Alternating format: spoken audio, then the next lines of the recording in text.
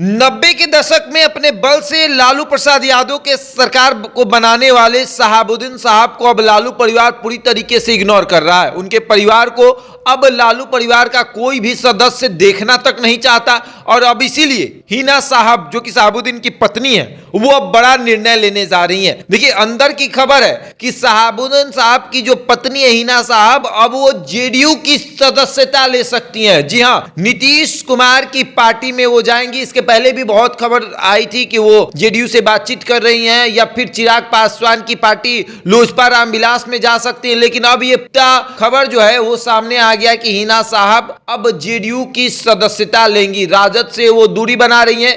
राजद खुद हिना साहब से दूरी बना रहा है और देखिए खबर ये भी थी कि वो सिवान लोकसभा सीट छोड़ देगा। सिवान लोकसभा सीट इसलिए छोड़ेगा कि अगर वो सिवान से चुनाव लड़ता है तो फिर हिना साहब को टिकट देना पड़ेगा और वो चुनाव लड़ेंगी। हिना साहब 2019 में चुनाव लड़ी थी। कविता सिंह वहां की अभी मौजूदा सांसद हैं, वो जेडीयू से हैं और वो हिना साहब को हरा कर जीती हुई हैं। हिना साहब अच्छा फाइट कर रही थी, लेकिन अब लालू परिवार जिस तरीके से हिना साहब को इग्नोर कर रहा है, अब ये देखा जा रहा है कि वो बहुत जल्द जेडीयू की सदस्यता लेंगी।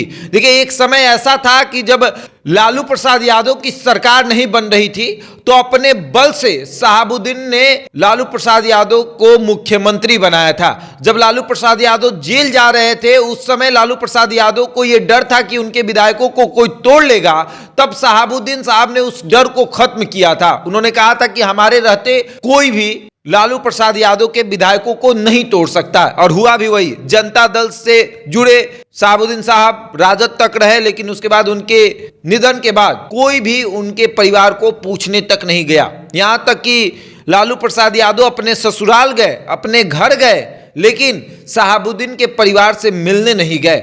और उस पर भी तेज प्रताप का यह बयान आया कि हम लोग मिलने जाएंगे कि वो मिलने आएंगे। तो इसका मतलब ये होता है कि शहाबुद्दीन साहब का परिवार मिलने नहीं आया तो फिर लालू परिवार भी उनसे मिलने नहीं जाएगा।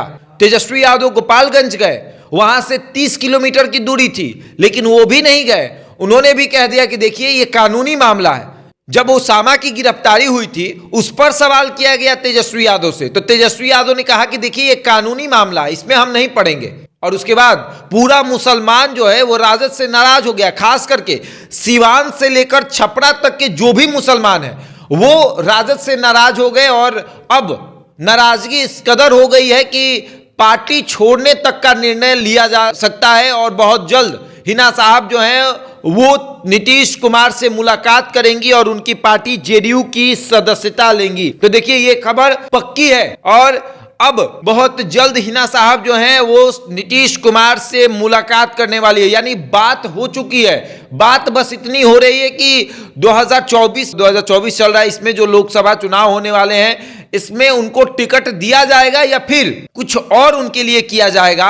और ये सब कुछ तय करके हिना साहब जो हैं वो जेडीयू में शिफ्ट हो जाएंगी। तो समझ जाइए कि एमओआई समीकरण में से एम छटक जाएगा, क्योंकि शहाबुद्दीन साहब अगर जब तक राजद में थे तब तक एम जो है वो जुड़ा रहा। अब देखिए एम जो धीरे धीरे छटक रहा है और अगर उनका परिवार जेडीयू में चला गया तो एम पूरी तरीके से छट जाएगा और वाई जो है वो तो भाजपा अपने तरफ ले ही रहा है। तो एमवाई का समीकरण जो है वो लालू प्रसाद यादव का बिगड़ जाएगा और उसके बाद देखिएगा लोकसभा चुनाव में इनको कितना नुकसान होता है। अब आगे देखिए क्या होता है, किस तरीके से हिना साहब जेडीयू में जाती हैं, उसके बाद उनका स्वागत होता है। बहरहाल इस खबर में इतना ही। बने हमारे साथ और देखते रहे द इंडिया टॉप।